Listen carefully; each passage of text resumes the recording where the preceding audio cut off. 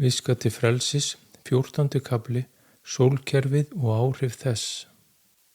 Jörðin leiksvið sálarinnar, þar sem hún upplifir og þroskast.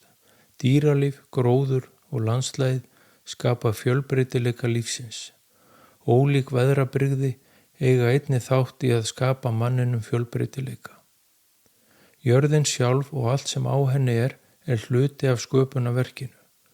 Sólkerfið, pláneturnar og stjörnurnar hafa áhrif á orku jarðarinnar og á mannkynið.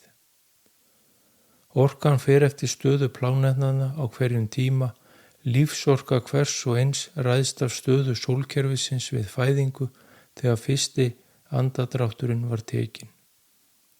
Hringrás sólkerfisins eru þúsundir ára og skapar þessi hringrás og staða sólkerfisins ákveðna orku á jörðinni sem skapa ákveðin tímabil og hafa áhrif á meðvitundastig mannkynsins.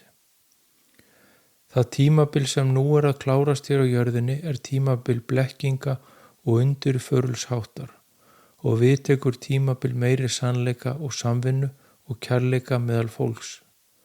Þetta er það sem stjörnuspekin byggir á sem hefur verið fræðigrein í þúsundir ára. Þegar jörðin fer af einu tímabili yfir á annað, þá verður mikið umrót meðan á því stendur. Það verða miklar sveiflur í veðurfari þar sem ójafnvægi ríkir. Með hærri meðvitund mannkyns breytist lífsýnin og skoðanirnar og þau kerfi sem ráðið hafa ríkjum á jörðinni í þúsundir ára missa fótana og ný kerfi taka við. Þetta á við stjórnmál, menntamál, fjármál og trúarbrögð. Heiminum hefur verið stjórnað af valdagráðugu fólki sem hefur hugsað meira sinnhag og hagsmuni frekar en hagsmuni fjöldans. Sá sem hefur völdin óttast ekkert meira en að missa þau.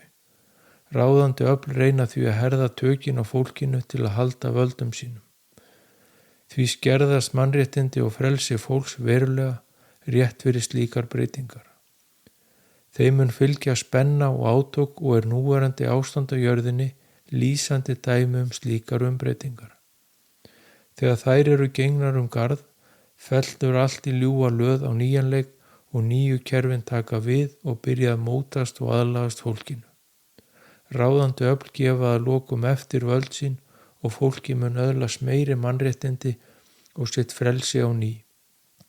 Þessar umbreytingar hafa áhrif á jörðina og allt líf á henni. Tíðni jarðarinnar hækkar og allt sem á henni lifir og er. Því hærri tíðni, því hærri meðvitund og aukinn kærleikur.